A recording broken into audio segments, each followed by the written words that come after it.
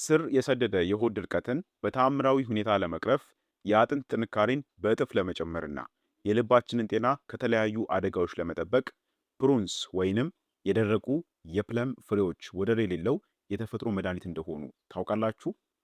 ሰላም ጤና ይስጥልኝ። እንኳን ወደ ቻናሌ በሰላም መጣችሁ። ዛሬ በዓለም አቀፍ ደረጃ በከፍተኛ የሕክምናና የአመጋገብ ሳይንስ ተመራማሪዎች ዘንድ የሱፐር ምግቦች ንጉሥ እየተባለ የሚጠራው ስለ ፕሩንስ አስደናቂ የጤና ጥቅሞች በዝርዝር እንመለከታለን። ብዙዎቻችን ይህንን ፍሬ ልክ እንደ ተራ ደረቅ ፍራፍሬ ልናየው እንችላለን። ነገር ግን በውስጡ የያዛቸው ልዩ የተፈጥሮ ውህዶች፣ ኃይለኛ አንቲኦክሲደንቶችና ከፍተኛ የፋይበር ክምችት በሰውነታችን ውስጥ ድምፅ አልባ አብዮት የመፍጠር አቅም አላቸው።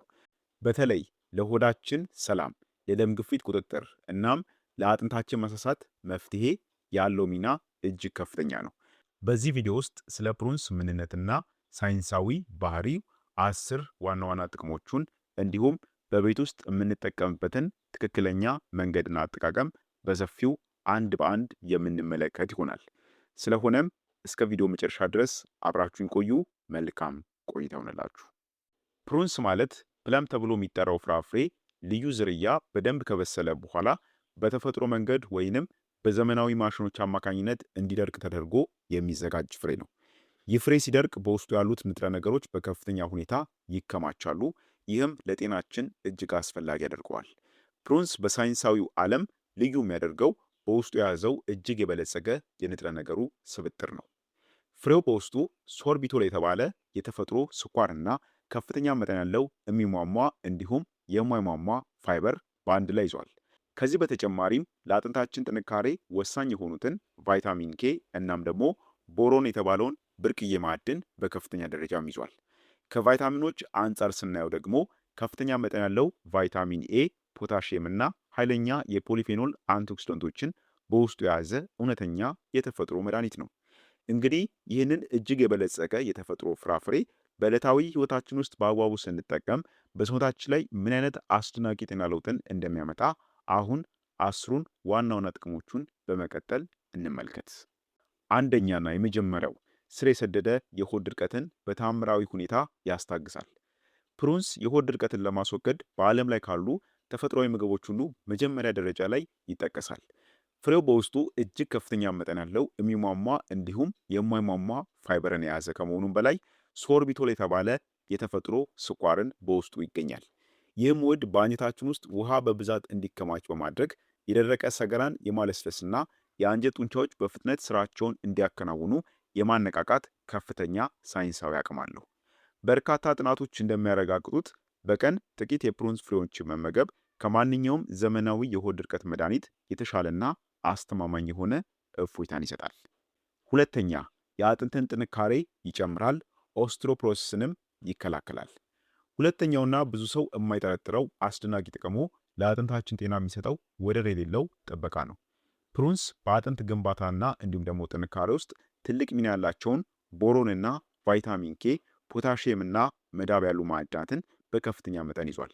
ሳይንሳዊ ምርምሮች እንደሚያሳዩት ፕሩንስ አሮጌና የደከሙ የአጥንት ሴሎች እንዳይሰባበሩ ከመከላከል ባለፈ አዳዲስ ጠንካራ የአጥንት ሴሎች እንዲመረቱ ያግዛል። በተለይም በእድሜ መግፋት ወይንም በሆርሞን ለውጥ ምክንያት ለሚከሰተው ለአጥንት መሳሳት በሽታ ፍጹም ተፈጥሯዊ መፍትሄ ነው። ሶስተኛ፣ የልብን ጤና ይጠብቃል፣ መጥፎ ኮሌስትሮልንም ይቀንሳል።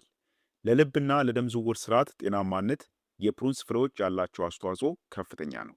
በውስጡ የሚገኘው ከፍተኛ የአንቲኦክሲደንትና የሚሟሟ ፋይበር ክምችት በደማችን ውስጥ ያለውን መጥፎ ኮሌስትሮል የመቀነስና በደም ቧንቧ ግድግዳዎች ላይ ስብ እንዳይከማች ማድረግ ከፍተኛ አቅም አለው። በተጨማሪም ፕሩንስ በውስጡ የያዘው የፖታሺየም ማዕድን የልብን ትርታ ለመቆጣጠርና በደም ቧንቧዎች ላይ የሚፈጠርን ከባድ ጫና በመቀነስ የደም ግፊትን ወደ መደበኛ መስመር ለማውረድ ስለሚረዳ ለድንገተኛ የልብ ህመምና ለስትሮክ የመጋለጥ ዕድልን በእጅጉ ያጠባል። አራተኛ፣ በደምና በሴሎች ውስጥ የሚፈጠርን እብጠት ይዋጋል። አራተኛው ጥቅም ፕሩንስ በውስጡ ካለው እጅግ ከፍተኛ የፖሊፌኖልስ አንቲኦክሲደንት ክምችት ጋር የተያያዘ ነው። እነዚህ አንቲኦክሲደንቶችም በሰውነታችን ውስጥ ሴሎችን የሚያበላሹና ለተለያዩም ስር የሰደዱ በሽታዎች የሚያደርጉ ፍሪ ራዲካልስን ፈልገው የማጥፋት ልዩ ብቃት አላቸው።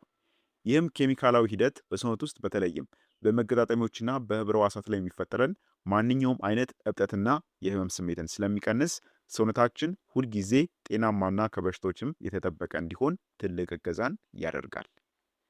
አምስተኛ የደም ስኳር መጠንን በአግባቡ ለመቆጣጠር ይረዳል።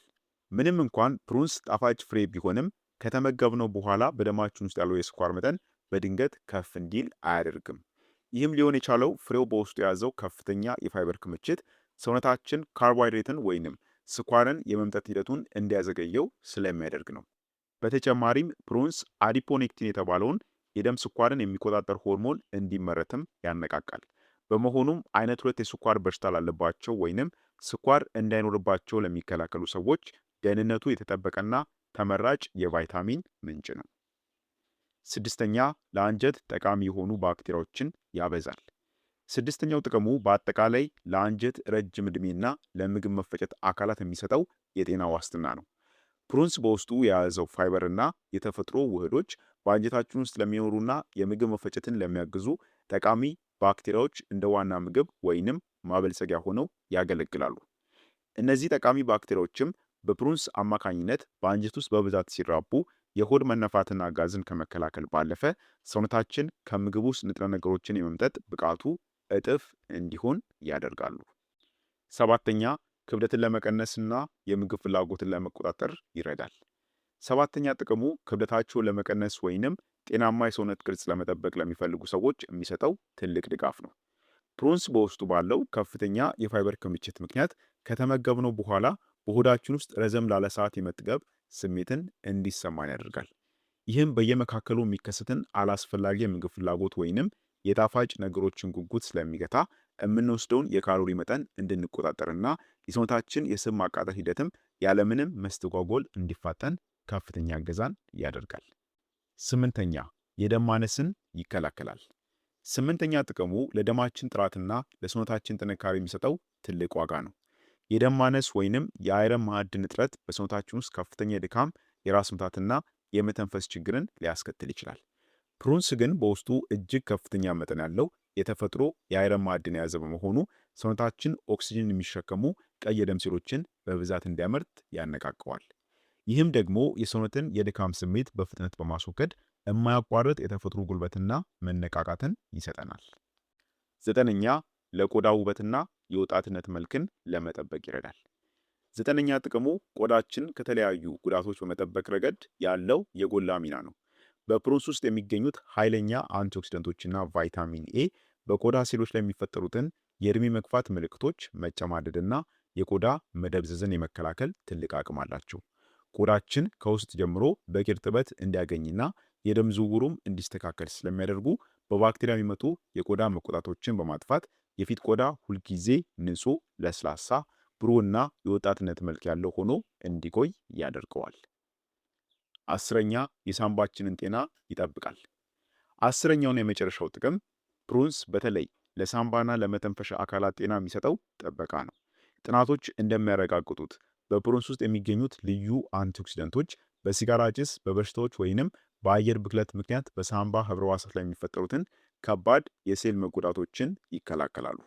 ይህም እንደ አስምና ስር የሰደደ የሳምባ መጥበብ ያሉ አስከፊ በሽታዎችም እንዳይከሰቱ በመከላከል የሳምባን የአየር የመቀበል አቅም በማሳደግ የትንፋሽ እጥረትን በተፈጥሮ መንገድ ያስታግሳል። ስለዚህ ፕሩንስ ወይንም የደረቁ የፕለም ፍሬዎች ይህን የመሰሉ አስደናቂ የጤና ጥቅሞችን ይሰጡናል ማለት ነው። በመቀጠል ደግሞ የፕሩንስ አዘገጃጀትና እንዲሁም እንዴት መጠቀም እንዳለብን እንይ። አንደኛ ፕሩንስን የምንጠቀመው የፕሩንስ ፍሬዎችን በቀጥታ በመመገብ ነው።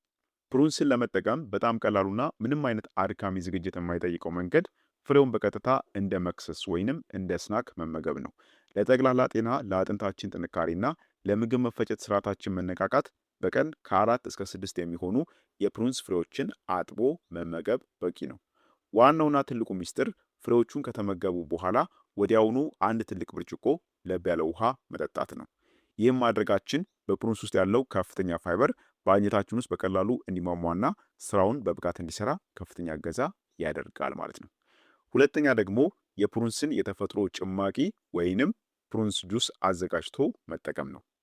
ይህ ዘዴ በተለይ ለህፃናት፣ ለአረጋውያን ወይንም ከባድና ስር የሰደደ የሆድ ድርቀት ላለባቸው ሰዎች ፈጣንና ፍቱን የሆነ መፍትሄ የሚሰጥበት መንገድ ነው። አዘገጃጀቱም እንዴት ነው? 5 ወይንም 6 የሚሆኑ የፕሩንስ ፍሬዎችን በአንድ ብርጭቆ የፈላ ውሃ ውስጥ ጨምሮ ከድኖ ወይም ደግሞ ሸፍኖ ሌሊቱን ሙሉ ወይንም ለ8 ሰዓታት ያክል ማቆየት ነው። ፍሬዎቹ ውሃውን መጥተው በደንብ ካላሉ በኋላ ጠዋት ላይ ፍሬዎቹን ከነውሃው በማሽን ውስጥ ፈጭቶ ጭማቂውን ማዘጋጀት ነው። ይህንን ጭማቂ ጠዋት በባዶ ሆድ መጠጣት አንጀትን በከፍተኛ ሁኔታ በማጽዳት ቅጽበታዊ እፎይታን ይሰጣል ማለት ነው።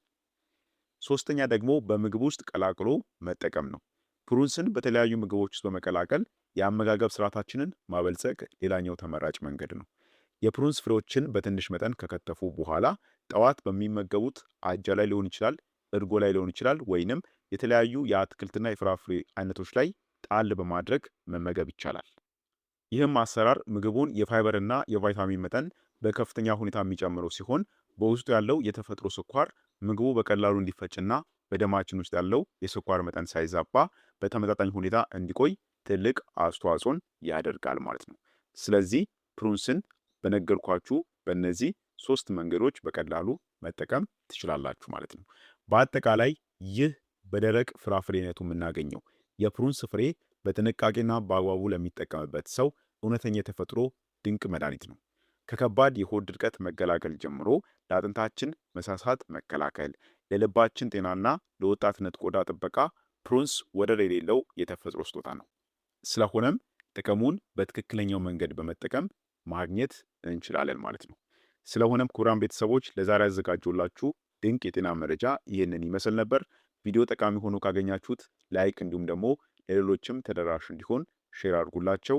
ለዛሬ በዚያ በቃው። በቀጣይ በሌላ አስተማሪ የጤና ቪዲዮ የምንገናኝ ይሆናል። እስከዛው ጤናችሁ ይጠበቅ። ቸር ሰንብቱ።